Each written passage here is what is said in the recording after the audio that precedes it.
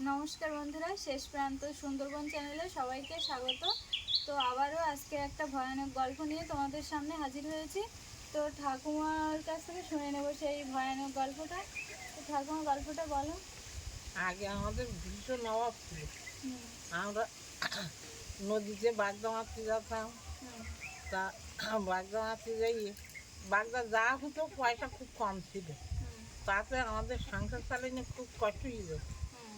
তো ওই জাল টানতে যেতাম।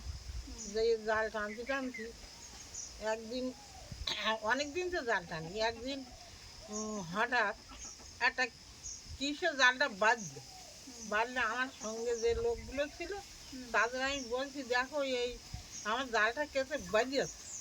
তার কাছে তুমি হাত দিয়ে দেখো, হয়তো গড় কাঠে বেজে। হুম। তা আমি যত পিছন পাই যাচ্ছি, আর ও জলের দিটা নেমে যাচ্ছে। জালের উসলটা খুব লম্বা ছিল।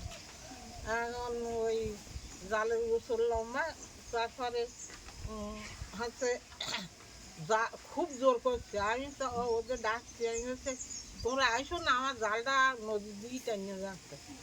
তা বলছে যে উম, তুমি হাত দিয়ে দেখো। তো আমি হাত না দে, আমার আর পিছনে বাঘের ভয় করছে না, জঙ্গলের ভিতরে তো বাঘের ভয় করছে না। আমি ভীষণ ভয় জঙ্গলের উপর উঠে গেছি।